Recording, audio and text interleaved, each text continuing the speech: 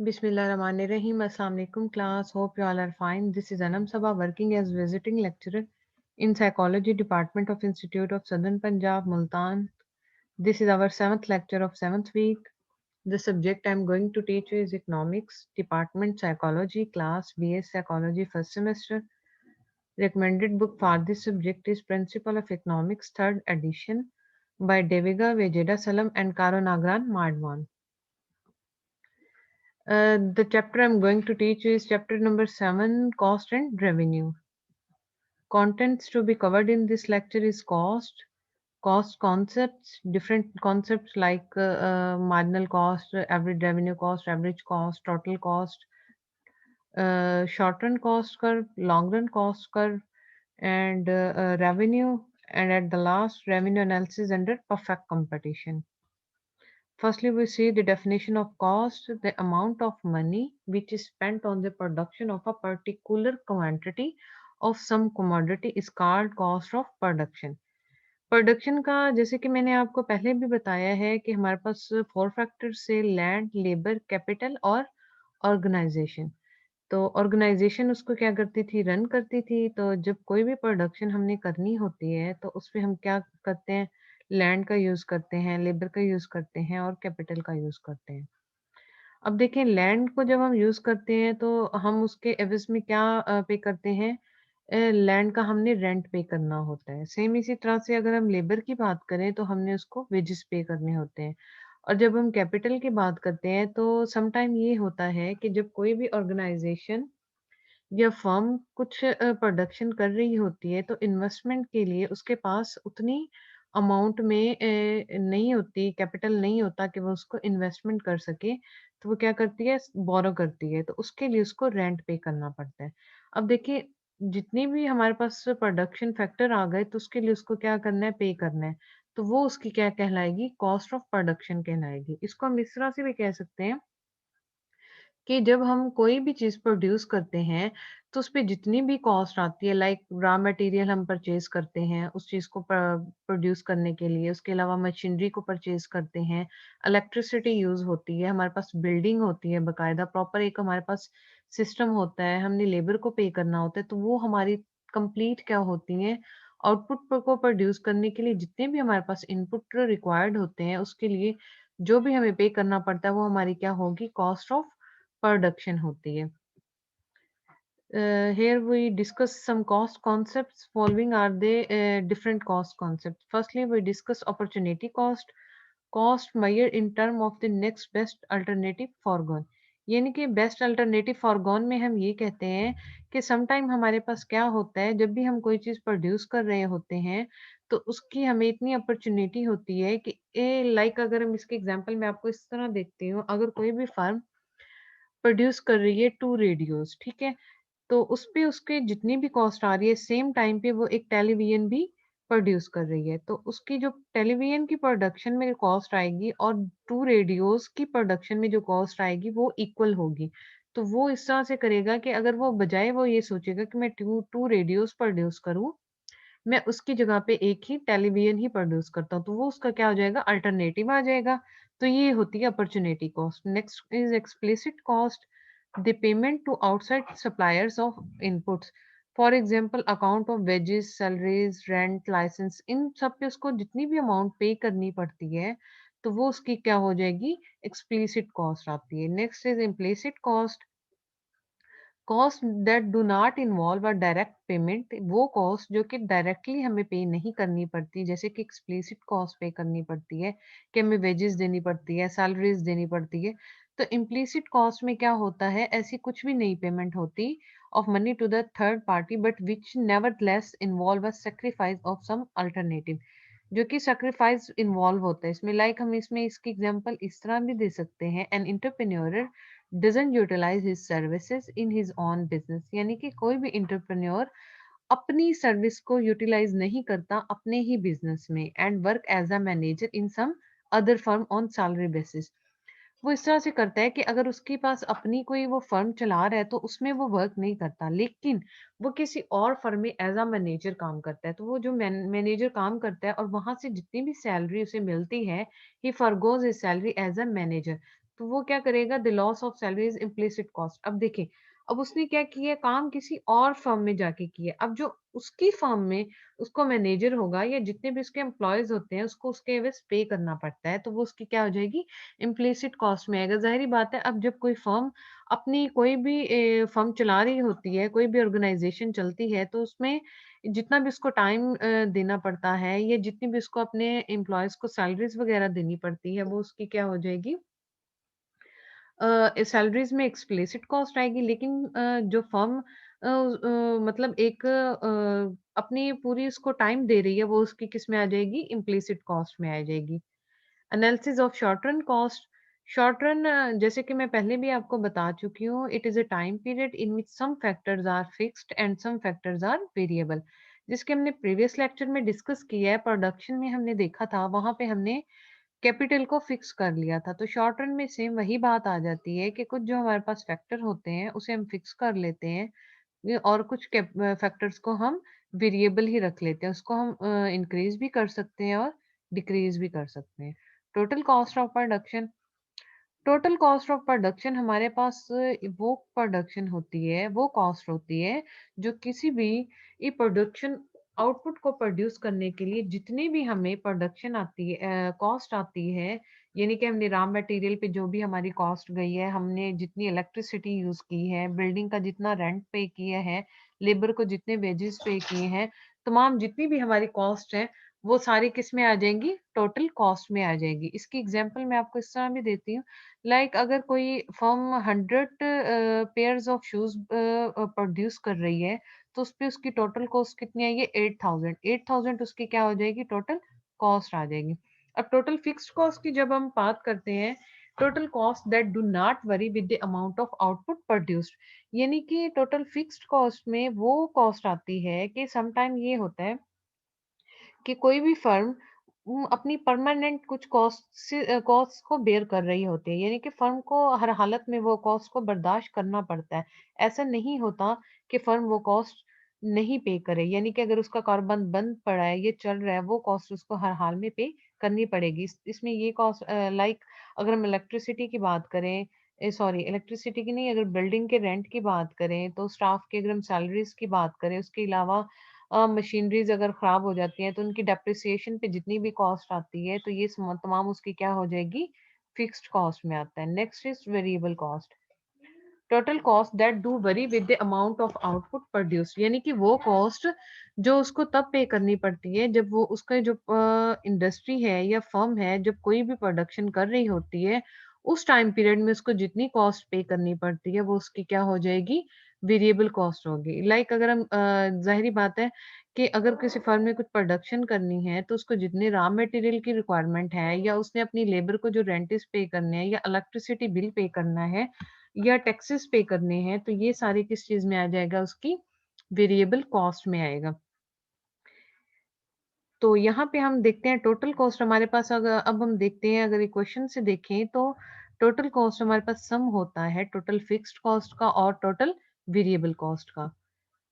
अगर हम टेबल की मदद से इसको देखें, तो total fixed cost, total variable cost and total cost, तो यहाँ पे हमारे पास क्योंकि टोटल फिक्स्ड कॉस्ट फिक्स होती है, तो टोटल, और अगर हम टोटल वेरिएबल कॉस्ट को देखें, तो स्टार्ट में हमारे पास 10 थी, देन हमारे पास 16 हो गई, और ये किस तरह से होती है, वेरिएबल कॉस्ट इसी तरह से 21 हो गई, 28, हमारी जो वेरिएबल कॉस्ट है ये चेंज होती रहती है।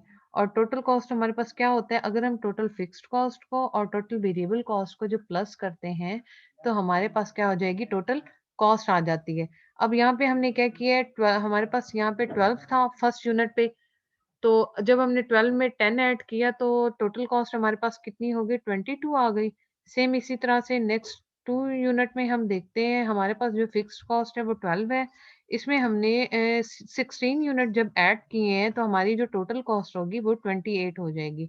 सेम इसी तरह से अगर हम थर्ड यूनिट पे आए, तो सेम वही हमारी टोटल फिक्स्ड कॉस्ट 12 है, तो जब हम इसमें टोटल वेरिएबल कॉस्ट 21 ऐड करेंगे, तो ये हमारे पास जो टोटल कॉस्ट आएगी ये 33 हो जाएगी। सेम इसी तरह से 40 एंड देन 52, 72 एंड 103, ये हमारे पास यूनिट्स आते चले जाएंगे। ग्राफिकली अगर हम देखें, तो हमारे पास जो टोटल कॉस्ट होती है, वाई एक्सिस पे अगर हम देखें, वाई एक्सिस पे हमारे पास वाई एक्सिस पे हमारे पास total cost, total variable cost और टोटल फिक्स्ड कॉस्ट गिवन होती है, और एक्सिस एक्सिस पे हमारे पास आउटपुट गिवन है। अब यहाँ पे जो हमारे पास कर्व गिवन है, तो इसमें हम ये देखते हैं कि टोटल वेरिएबल कॉस्ट हमारी इंक्रीज हो रही है और टोटल कॉस्ट भी हमारे पास इंक्रीज हो रही है। लेकिन टोटल फिक्स कॉस्ट को देखें तो ये फिक्स है, इसमें कोई भी इसमें इंक्रीमेंट नहीं हो रहा।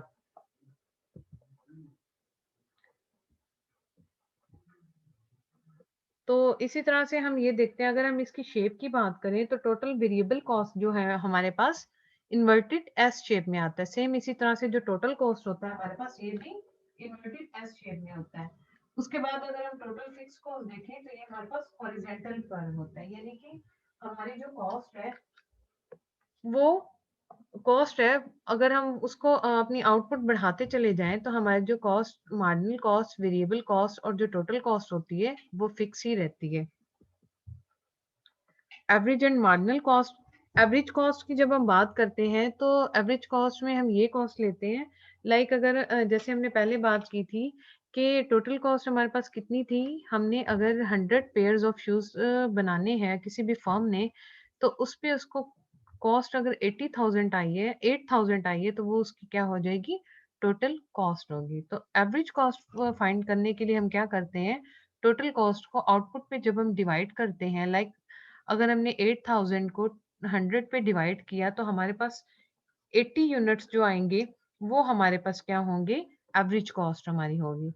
सेम इसी तरह से जब हम मार्जिनल कॉस्ट देखते हैं तो मार्जिनल का मतलब, क्योंकि एडिशन होता है, जब भी किसी चीज का एक्स्ट्रा यूनिट हम लेते हैं तो उस पे जितनी भी प्रोडक्शन पे जितनी भी कॉस्ट आती है वन मोर यूनिट पे, तो वो हमारी क्या होगी, मार्जिनल कॉस्ट होगी। इसकी एग्जांपल हम इस तरह से लेंगे, लाइक अगर कोई भी फर्म पहले 100 पेयर ऑफ शूजेस प्रोड्यूस कर रही थी, उस पे उसको कॉस्ट 80,000 आ रही थी, तो अब उसने क्या किया, वन पेयर ऑफ शूज उसने एक्स्ट्रा जब उसने प्रोड्यूस किया, यानी कि 101 उसके प्रोडक्शन हो गई है, तो उसकी जो कॉस्ट है वो पहले से बढ़ जाएगी, 8,075 हो जाएगी। अब जो यहाँ पे हमारे पास 75 होगा एक्स्ट्रा हमारे पास, वो क्या हो जाएगी, उसकी मार्जिनल कॉस्ट हो जाएगी। क्योंकि अगर हम इसकी इक्वेशन से देखें तो हम इस तरह से बात करते हैं, जब हमारी टोटल कॉस्ट में चेंज आता है तो आउटपुट में हमारी पहले से क्या हो जाएगी, चेंज हो जाएगी।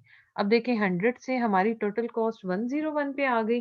सेम इसी तरह से अगर हम आउटपुट को देखें तो ये 8,000 से 8,075 पे आ गई है। Next is average fixed cost. Average fixed cost हमारे पास क्या होती है, जब हमारे पास total fixed cost per unit of output, total fixed cost हमारे पास क्या थी, कि हमने क्या किया था कि हमारे पास जितने भी पेयर ऑफ शूजेस थे उनको जब हमने प्रोड्यूस किया था, तो उस पे जितनी भी, यानी कि फिक्स्ड कॉस्ट में हमने ये देखा था वो कॉस्ट थी जो हमें हर हाल में बेयर, फर्म को हर हाल में बेयर करनी पड़ती है। उसमें उसके बिल्डिंग रेंट भी आ जाता है, सैलरीज भी आ जाती हैं, तो ये वो डेप्रिसिएशन कॉस्ट भी आ जाती है। तो ये हमारे पास क्या होगी, एवरेज फिक्स कॉस्ट होगी। उस पे उसकी जो एवरेज निकलेगी, लाइक अगर हमने क्या किया था, अगर कोई भी फर्म 100 पेयर ऑफ शूजेस बना रही थी तो उसमें उसकी जो फिक्स्ड कॉस्ट थी, लाइक अगर वो 2,000 है, तो उस पे क्या होगा, जो 20 रुपीज उसके एक्स्ट्रा आएंगे वो उसकी एवरेज फिक्स्ड कॉस्ट हो जाएगी। सेम हम बात करते हैं एवरेज वेरिएबल कॉस्ट की, total variable cost per unit of output, यानी कि इसको अगर हम इक्वेशन से देखें, जब हम टोटल वेरिएबल कॉस्ट को हमारे जो आउटपुट है उस पर डिवाइड करते हैं तो हमारे पास एवरेज वेरिएबल कॉस्ट हासिल होती है।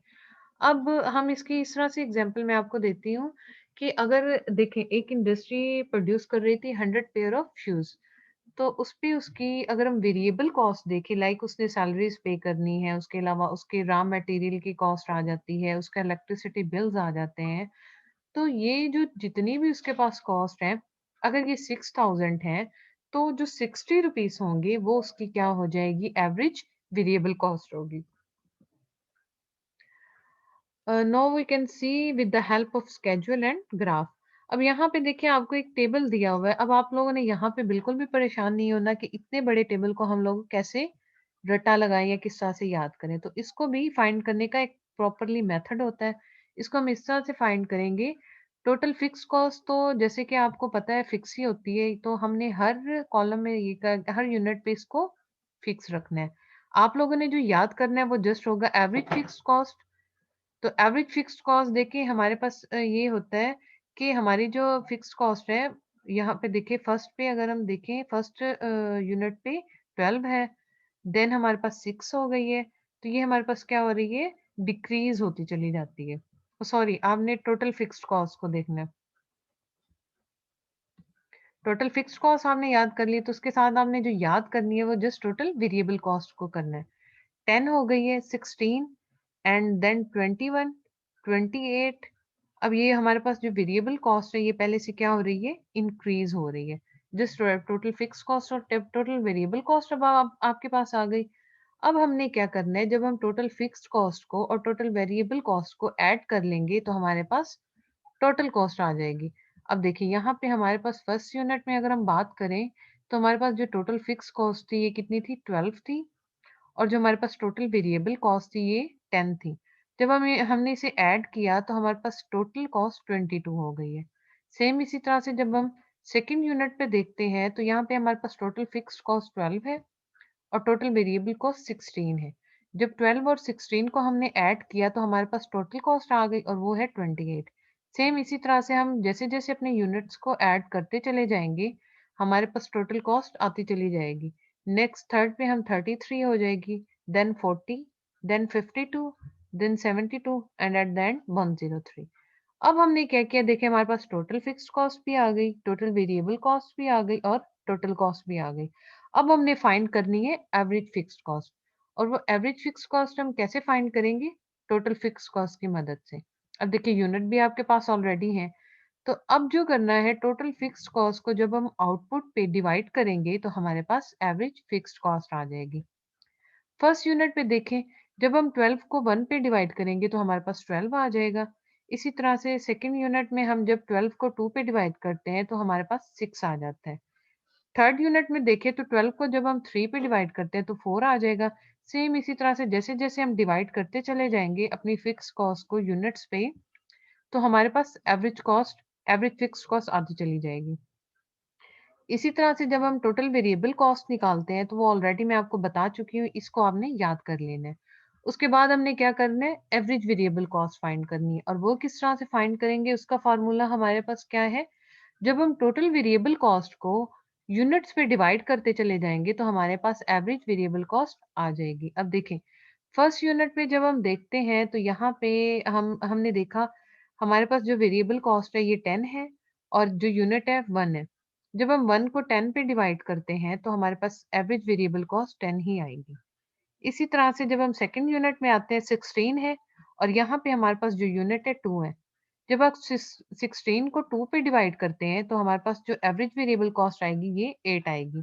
सेम इसी तरह से 21 को जब 3 पे डिवाइड करेंगे तो 7 आ जाएगा। फोर्थ यूनिट पे जब 28 को 4 पे हम डिवाइड करते हैं तो 7 आ जाएगा। सेम इसी तरह से जैसे जैसे हम डिवाइड करते चले जाएंगे हमारे पास एवरेज वेरिएबल कॉस्ट फाइंड होती चली जाएगी। इसके बाद जो हमने फाइंड करना है वो है एवरेज कॉस्ट। एवरेज कॉस्ट को फाइंड करने के लिए मैंने आपको फार्मूला बताया था, जब हम टोटल कॉस्ट को आउटपुट पे डिवाइड करते हैं तो एवरेज कॉस्ट फाइंड हो जाती है। अब देखिए यहाँ पे हमारे पास टोटल कॉस्ट गिवन है जो कि हमने कैसे फाइंड की थी, टोटल फिक्स्ड कॉस्ट को और टोटल वेरिएबल कॉस्ट को ऐड करके। अब हमने क्या किए, हमारे पास फर्स्ट यूनिट पे अगर हम देखें 22 है टोटल कॉस्ट, तो 22 को जब हमने 1 पे डिवाइड किया था तो 22 ही हमारे पास आंसर आया था। इसी तरह से जब हम सेकंड यूनिट में देखते हैं 22 28 को जब हम 2 पे डिवाइड करेंगे तो हमारे पास 14 आ जाएगा। सेम इसी तरह से थर्ड यूनिट पे जब हम 33 को 3 पे डिवाइड करेंगे तो हमारे पास 11 आ जाएगा। सेम इसी तरह से फोर्थ यूनिट में 40 को जब हम 4 पे डिवाइड करते हैं तो हमारे पास 10 आ जाएगा। इसी तरह से जैसे जैसे हम टोटल कॉस्ट को आउटपुट पे डिवाइड करते चले जाएंगे हमारे पास एवरेज कॉस्ट फाइंड हो जाएगी। लास्ट में है हमारे पास मार्जिनल कॉस्ट। मार्जिनल कॉस्ट को फाइंड करने के लिए जो हम फार्मूला यूज करते हैं वो होता है change in total cost over change in output. अब यहाँ पे देखें हमारे पास जो यूनिट थे 22 थे, 22 से जब हम 28 पे आते हैं तो कितना चेंज आया है, 6 का चेंज आया है। अब यहाँ पे देखिए 12 से 22 पे 10 का चेंज, 22 से जब हम 28 की बात करते हैं तो ये चेंज क्या है? 6 का चेंज है। सेम इसी तरह से जब हम 28 से 33 पे आते हैं तो कितना चेंज आया है? 5 का। फिर इसी तरह से जब 33 और 40 में चेंज देखते हैं तो कितना? 7 का चेंज आता है। इसी तरह से जैसे-जैसे हम टोटल कॉस्ट में चेंज देखते चले जाते हैं, हमारे पास मार्जिनल कॉस्ट फाइंड हो जाएगी। Now we see with the help of graph. Graphically हम देखते हैं वाई एक्सिस पे हमारे पास कॉस्ट गिवन है एंड एक्स एक्सिस पे हमारे पास आउटपुट गिवन है। यहाँ पे हमारे पास कुछ कर्व आ जाते हैं। Total variable cost, total cost and total fixed cost का मैं ऑलरेडी आपको बता चुकी हूँ कि टोटल वेरिएबल कॉस्ट की जब हम शेप देखते हैं और टोटल कॉस्ट की तो वो हमारे पास इन्वर्टेड एस शेप में आता है, और जब हम टोटल फिक्स कॉस्ट को देखते हैं तो वो हमारे पास हॉरिजेंटल होता है। सेम इसी तरह से जब हम मार्जिनल कॉस्ट और एवरेज वेरिएबल कॉस्ट जो कि ऑलरेडी ग्राफिकली स्केड्यूल से मैं आपको बता चुकी हूँ इसको फाइंड कैसे करना है। तो जब हम इसको ग्राफिकली देखेंगे और इसकी शेप देखेंगे तो ये हमारे पास यू शेप में आता है। लेकिन जब हम इन्वर्टेड एवरेज फिक्स कॉस्ट की बात करते हैं ये हमारे पास parallel to the horizontal axis यानी कि एक्स एक्सिस के हॉरिजेंटल होता है, पैरेलल होता है।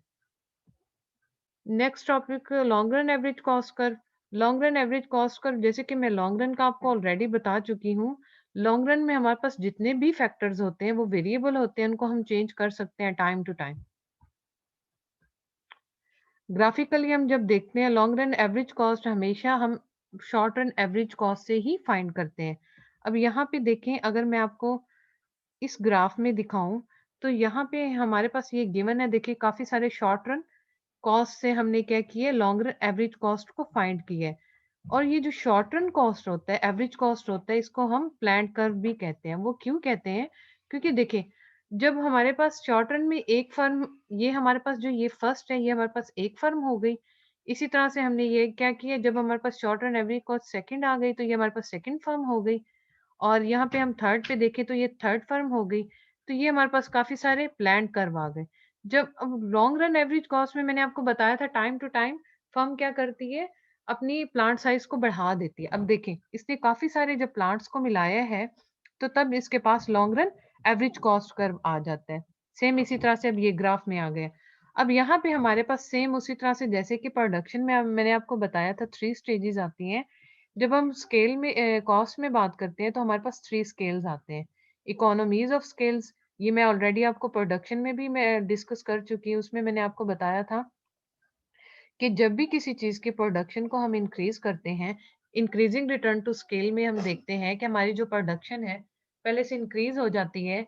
वो उसके इंक्रीमेंट के मैंने आपको कुछ काजेज बताए थे, लाइक अगर हम स्किल्ड लेबर यूज करते हैं और उसके अलावा इम्प्रूवमेंट करते हैं टेक्नोलॉजी में, तो उससे हमारी जो प्रोडक्शन है वो क्या हो जाती है, पहले से बढ़ जाती है और फर्म का जो प्रॉफिट है वो भी पहले से बढ़ जाता है और जो उसकी कॉस्ट है वो पहले से रिड्यूस हो जाती है। सेकेंडली हमने जब कांस्टेंट कॉस्ट की बात की थी तो उसमें मैंने आपको ये बताया था कि कांस्टेंट कॉस्ट में जो उसकी जितनी ही प्रोडक्शन पे उसकी जितनी कॉस्ट आ रही है या जितनी उस चीज को प्रोड्यूस करने में, एक तो रॉ मटेरियल पे और उसके अलावा जब वो उसको जाके प्रोड्यूस करता है, प्रोडक्शन में और कॉस्ट में जितना भी उसका डिफरेंसेस आते हैं वो उसका क्या हो जाएगा, कांस्टेंट कॉस्ट रहेगी।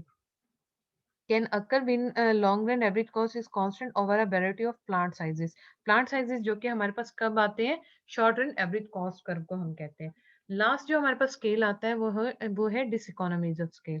ये ऑलरेडी प्रीवियस लेक्चर में मैंने आपको बताया था। यह स्केल हमारे पास तब आता है जब हमारे पास डिक्रीजिंग रिटर्न ऑफ स्केल होता है, यानी कि जब हमारी जो प्रोडक्शन है, यानी कि अगर हम आउटपुट पे इनपुट हमारे पास फोर टू फैक्टर्स हैं लाइक लेबर एंड कैपिटल है, बोथ इनपुट्स पे हम इक्वल क्वांटिटी में अगर इंक्रीमेंट हो रहा है, इंक्रीज हो रहे हैं, लेकिन जो आउटपुट है उसको इंक्रीज उतना ही होना चाहिए लेकिन उससे जब कम होती है, उसका रीजन क्या था कि अगर हमारे पास जो लेबर है वो स्किल्ड नहीं है या हमारे पास जो टेक्नोलॉजी है वो हम प्रीवियस टेक्नोलॉजी यूज कर रहे हैं, उसमें कोई भी हमारे पास एडिशनल हम चीज नहीं यूज कर रहे हैं, प्रीवियस मेथड्स यूज कर रहे हैं, तो उसकी वजह से जो हमारी प्रोडक्शन है वो पहले से ज्यादा नहीं हो रही, तो यहाँ पे फर्म को इतना ज्यादा प्रॉफिट भी नहीं होता। तब फर्म का जो इकोनॉमीज में आता है वो डिस इकोनॉमीज ऑफ स्केल होता है। तो जो बेस्ट उसके पास होता है वो कांस्टेंट कॉस्ट होता है, यानी कि अगर यहाँ पे फर्म को बहुत ज्यादा प्रॉफिट नहीं हो रहा तो लॉस में भी नहीं जा रही। सेम उसी तरह से जैसे हमने प्रोडक्शन की स्टेजेस डिस्कस की थी। Next point is long run marginal cost का। Long run marginal cost the extra cost of producing. Marginal cost का मैंने जैसे कि पहले भी आपको डिस्कस किया था, मार्जिनल हमारे पास क्या होता है, कोई भी एडिशनल यूनिट होता है ये किसी भी चीज में जब हम चेंज की बात करते हैं। इसकी मैंने आपको एग्जांपल भी दी थी कि अगर कोई भी फर्म 100 पेयर ऑफ शूजेस बना रही है तो उस पे उसकी जो कॉस्ट आ रही है वो 8,000 होगी। अब लाइक उसने पहले वो 100 पेयर बना रही थी, अब उसने क्या किया, एक पेयर बढ़ा दिया, 101 पेयर बना रही है, तो उस पे उसके ऑटोमेटिकली कॉस्ट भी पहले से बढ़ जाएगी। तो जो एक्स्ट्रा उसकी कॉस्ट आएगी 8,075, तो इसमें जो 75 रुपीज होंगे वो उसकी क्या होगी, मार्जिनल कॉस्ट आएगी।